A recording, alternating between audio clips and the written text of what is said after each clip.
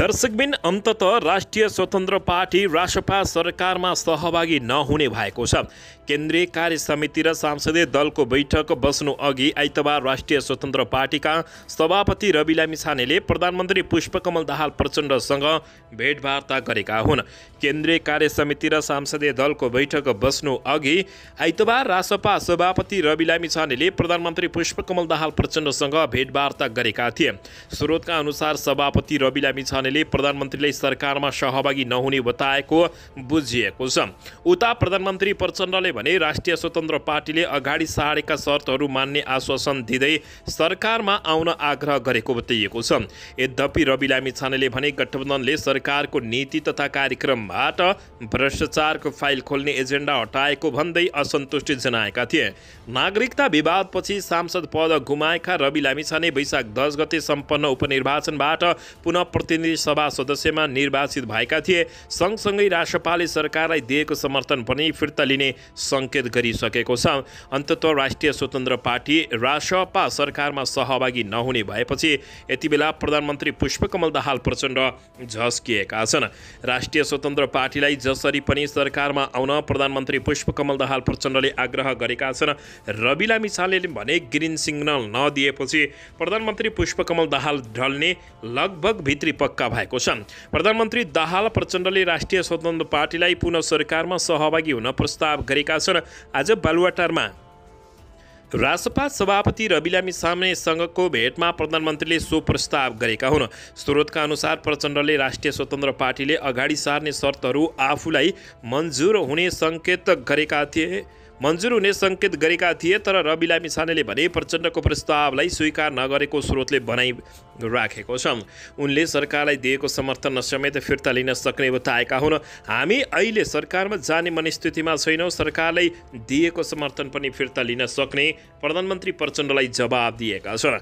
भेटमा रवि लामिछानेले आफ्नो पार्टीले नीति तथा कार्यक्रममा समावेश गराएको भ्रष्टाचारको फाइल खोल्ने एजेन्डा अहिले हटाइसकेको प्रति तीव्र असन्तुष्ट समेत जनाएका हुन्। भ्रष्टाचारीलाई कारवाही गर्ने विषयमा नरम नीति लिने सरकारमा हामी कसरी सहभागी हुन सक्छौँ, रवि लामिछानेले प्रधानमन्त्री पुष्पकमल दाहाल प्रचण्डलाई प्रश्न गर्दै भनेका हुन्। प्रधानमन्त्रीले भने जसरी पनि रासपा सरकारमा आउनुपर्ने भन्दै नीति तथा कार्यक्रम पनि सच्याउन आफू तयार रहेको घुमाउरो सङ्केत गरेका थिए। तर रवि लामिछानेले भने पार्टी प्रतिपक्षमै बस्ने प्रधानमन्त्री पुष्पकमल दाहाल प्रचण्डलाई बताइसकेको बुझिएको छ। राष्ट्रिय स्वतन्त्र पार्टीको भोलि केन्द्रीय समिति र सांसदीय दलको छुट्टा छुट्टै बैठक बस्दैछ। स्रोतका अनुसार भोलिको बैठकले सरकारबाट समर्थन झिक्ने विषयमा पनि निर्णय लिने बताएको छ। तर सरकारलाई दिएको समर्थन फिर्ता लिएर प्रतिपक्षमा बस्ने मनस्थितिमा नेतृत्व गएको समेत बुझिएको छ। दर्शक महानुभावहरू, भेटमा प्रधानमन्त्रीले उपचुनावमा भारी मतका साथ विजय भएकोमा रवि लामिछानेलाई बधाई दिएका थिए। उनले सबै दलहरू मिलेर देशको सङ्कट निवारण गर्नुपर्नेमा जोड दिएको प्रधानमन्त्री पुष्पकमल दाहाल प्रचण्ड निकट स्रोतले जानकारी दिएको छ। दर्शकबिन, यसैबीच यता लहै बालिन्ज्यू यो निर्णय अब धरानतिर पनि लागू गरिने हर्क साम्पाङले घोषणा गरेका छन्। दर्शक महानुभावहरू, पछिल्लो समय हर्क साम्पाङ, बालेन्द्र शाह, रवि लामिछाने जस्ता युवा नेताहरूले नेपालमा तहल्का पिटिरहेको अवस्थामा यति बेला अब बालेन्द्र शाह, हर्क साम्पाङ र रवि लामिछाने एकै ठाउँमा हुनुपर्छ भनेर जताततै आवाज उठ्न थालेको छ। काठमाडौँ महानगरपालिकाले लागू गरेको आफ्नो क्षेत्रभित्रका विद्यालयको नाम र पहिचानमा एकरूपता ल्याउने नियम धरान उपमहानगरपालिकाले पनि पन्छ्याउने बताएको छ। काठमाडौँ महानगरपालिकाका मेयर बालेन्द्र शाहले आइतबार सामाजिक सञ्जाल मार्फत काठमाडौँ महानगरपालिकाका विद्यालय शिक्षा व्यवस्थापन नियमावली 2074 बमोजिम महानगरपालिकाभित्रका विद्यालयका नाम चिन्हमा एकरूपता ल्याउन खोजिएको कुरा जानकारी गराएपछि धरान उपमहानगरपालिकाका मेयर हर्क साम्पाङले आफ्नो नगरमा पनि यो नियम लागू गर्ने बताएका छन्। काठमाडौँका मेयर बालेन्द्र शाहले सार्वजनिक गरेको उक्त नियमावली अनुसार विद्यालयको चिन्ह पोस्ट कोड हुनेछ। विद्यालय व्यवस्थापन समितिले निर्णय गरी पोस्ट कोडको चिन्हमा आफ्नो विद्यालयको छुट्टै चिन्ह राख्न सक्नेछन्। यस्तै समाज तथा राष्ट्रकै लागि उल्लेखनीय योगदान गर्ने वा ऐतिहासिक व्यक्ति, देवी देवता, तीर्थस्थल वा प्राकृतिक सम्पदा आदिको नामबाट नेपालीपन झल्किने गरी विद्यालयको नामाङ्करण गर्नुपर्नेछ। तर यो नियम प्रारम्भ हुनुभन्दा अगावै यस नियम विपरीत नामाकरण भइसकेका विद्यालयको हकमा यो नियम जारी भएपछिको दोस्रो शैक्षिक सत्रको सुरुदेखि नै लागू हुने गरी पुनः नामाङ्करण गर्न चाहेमा महानगरपालिकाबाट स्वीकृति लिनु पर्ने बताइएको छ। दर्शकबिन यसैबीच यता काठमाडौँका मेयर बालेन्द्र शाहलाई सुकुम्बासीले चेतावनी दिएका छन्। दर्शकबिन काठमाडौँका भूमिहीन सुकुम्बासी र अव्यवस्थित बसोबासीहरूले वैकल्पिक आवासको व्यवस्था भए बस्ती छोड्न तयार रहेको बताएका छन्। उनीहरूले काठमाडौँका मेयर बालेन्द्र शाहलाई चेतावनी दिँदै पत्र बुझाउँदै भूमि सम्बन्धी ऐन र नियमावलीको आधारमा भूमिहीन सुकुम्बासी तथा अव्यवस्थित बसोबासीहरूको पहिचान तथा लगत सङ्कलन र वैकल्पिक आवासको अवस्था व्यवस्थापन सुनिश्चित गरेर मात्रै बस्ती हटाउन उनीहरूले आग्रह गरेका छन्। काठमाडौँ महानगरपालिका वडा नम्बर 10, 11 र 31मा अवस्थित थापातली सङ्कमूल, शान्तिनगर र बम्सी घाट क्षेत्रका सुकुम्बासी बस्तीका तर्फबाट अगुवाहरूले ध्यान आकर्षण पत्र बुझाउँदै यस्तो बताएका हुन्। उनीहरूले भनेका छन्, नेपालको संविधान, भूमि सम्बन्धी ऐन नियमावलीहरू र महानगरपालिकाले विगतदेखि जनाएका प्रतिबद्धता बमोजिम वास्तविक भूमिहीन सुकुम्बासीको पहिचान र वैकल्पिक आवासको सुनिश्चितता गरी मात्रै बस्ती हटाउने योजना कार्यान्वयन गर्न मेयर बालेन्द्र शाहसँग माग गरिएको छ। संविधानको मर्म र भावना अनुरूप नै सुकुम्बासीको पहिचान र बसोबासका लागि घर घडेरी तथा जीविकोपार्जनका लागि कृषि योग्य जमिन वा रोजगारीको व्यवस्थापन गर्ने दायित्व 3 तहकै सरकारको साझा अधिकार र दायित्व हो बताएका छन्। सङ्घीय कानुनले त्यसमा स्थानीय सरकारलाई बढी जिम्मेवारी सुम्पिएको छ, उनीहरूले ध्यान आकर्षण पत्रमा भनेका छन्। दर्शक महानुभावहरू, काठमाडौँका मेयर बालेन्द्र शाहको कदम कस्तो लागेको छ बताउनु। दर्शकबिन यसैबीच यता आफूमाथिको आक्रमणमा पूर्व राजा र सत्तारूढ दलका कार्यकर्ताहरूको संलग्नता रहेको नेकपा एमालेका अध्यक्ष केपी शर्मा ओलीले बताएका छन्।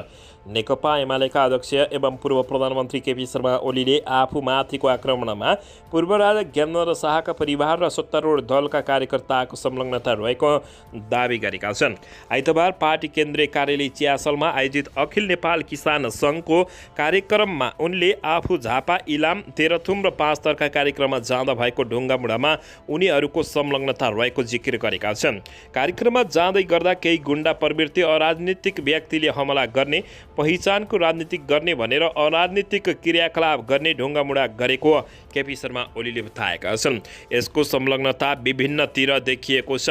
ज्ञानेन्द्र शाह उनको परिवारको देखिएको छ। केपी शर्मा ओलीले भनेका छन्, अनेक मार्फत देखिएको छ।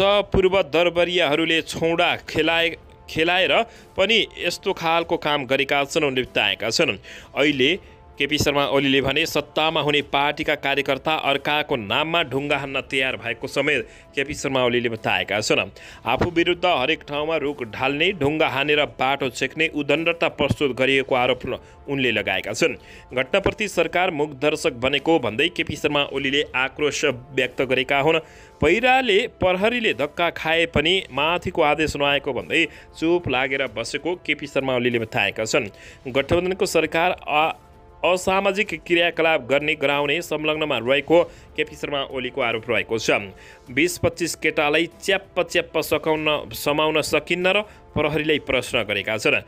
ती मान्छे झापामा ढुङ्गा हान्छन्, तिनै मान्छे इलाममा उफ्रिन्छन्। केपी शर्मा ओलीले भने आफूमाथिको आक्रमणमा पूर्व राजा ज्ञानेन्द्र शाह र सत्तारूढ दलका कार्यकर्ताको संलग्नता रहेको केपी शर्मा ओलीले बताएका छन्। एक दिन पहिला पूर्व प्रधानमन्त्री केपी शर्मा ओलीले माधव कुमार नेपाल र प्रधानमन्त्री प्रचण्डका मान्छेहरूले मलाई आक्रमण गरेको भन्दै यस्तो बताएका थिए। दर्शकबिन यसैबीच आउनुहोस् अर्को समाचारतर्फ लागौँ। प्रधानमन्त्री प्रचण्डलाई बोक्ने वा छोड्ने बारे निर्णय गर्दै राष्ट्रिय स्वतन्त्र पार्टीले निकै कडा निर्णय लिने बताइएको छ। राष्ट्रिय स्वतन्त्र पार्टी रासपाले सरकारमा सहभागिता जाने वा नजाने बारे निर्णय गर्ने भएको छ। सो बारे निर्णय गर्न राष्ट्रिय स्वतन्त्र पार्टीले सोमबार केन्द्रीय समिति र संसदीय दलको बैठक बोलाएको छ। सोमबार बैठकले राष्ट्रिय स्वतन्त्र पार्टी रासपा सरकारमा सहभागी सरकारलाई दिएको समर्थन फिर्ता लिने वा नलिने भन्ने बारे निर्णायक छलफल गर्ने रासपाले जानकारी दिएको छ। रासपाले हालसम्म प्रधानमन्त्री पुष्पकमल दाहाल प्रचण्ड नेतृत्वको सरकारलाई दिएको समर्थन कायमै राखेको छ। रासपा सभापति रवि लामिछानेले प्रधानमन्त्री प्रचण्डलाई भेटेर पनि सरकारमा सहभागिताबारे छलफल गरिसकेका छन्। प्रधानमन्त्री पुष्पकमल दाहाल प्रचण्डलाई भेटेर उनले सरकारमा नजाने बताइसकेका छन्। यद्यपि भोलि के हुन्छ भनेर नेकपा माओवादी केन्द्रका अध्यक्ष तथा प्रधानमन्त्री पुष्पकमल दाहाल प्रचण्डलाई सरकारमा नजाने बताइसकेका रवि लामिछानेलाई प्रधानमन्त्री पुष्पकमल दाहाल प्रचण्डले हार गुहार गरी सरकारमा आउन आग्रह गरेका छन्। प्रधानमन्त्री पुष्पकमल दाहाल प्रचण्डले रविलाई आग्रह गर्दै समर्थ फिर्ता नलिनुहोस्, बरु सहकार्य गरेर अगाडि बढौँ भनेका छन्। यसमा हजुरहरूको सल्लाह सुझाव के छ? प्रतिक्रिया दिन नभुल्नुहोला।